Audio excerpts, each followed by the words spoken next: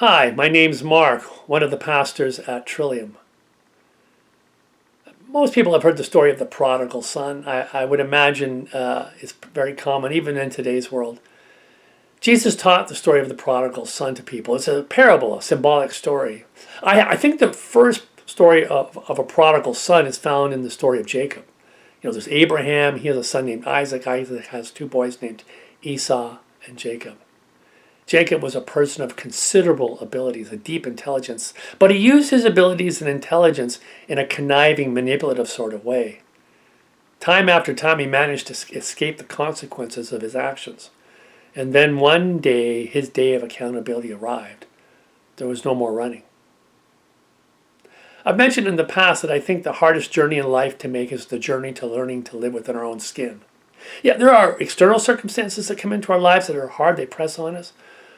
But I think learning to live with your own skin is by far the hardest journey because it's a marathon. It's not something that we can easily escape.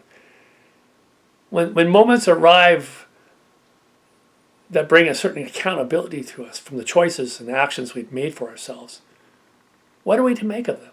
Is there something fruitful and productive that can come from that moment when we meet that time of accountability in our lives?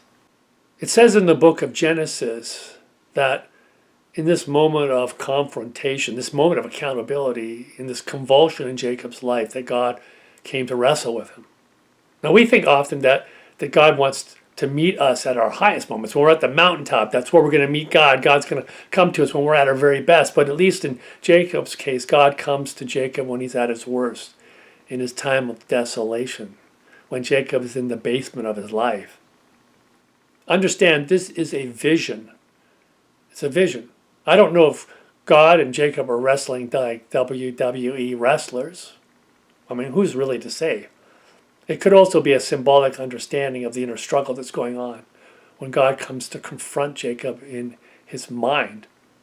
I mean, I've had visions, many people have had visions that can seem incredibly real. So real, in fact, that they can have physical manifestations. I have no doubt that in this wrestling, Jacob dislocates his hip.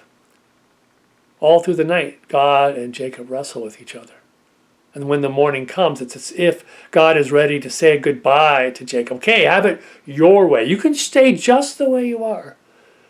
But Jacob has no future, and he is unwilling to let God go. In fact, he demands a blessing from God. You need to bless me. I can't let go until you bless me. What's your name? God asks. Well, my name's Jacob. Well, not any longer. From now on, it's Israel, meaning God wrestler. You've wrestled with God and you've come through.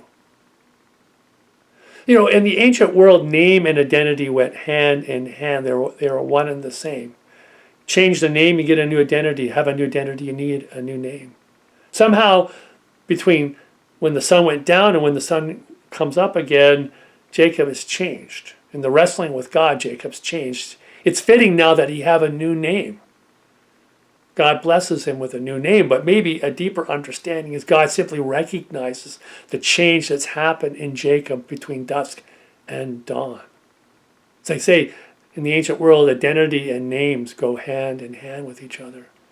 And it's important that the one conform to the other. The life journey that we are on is a hard journey. There's no doubt about that.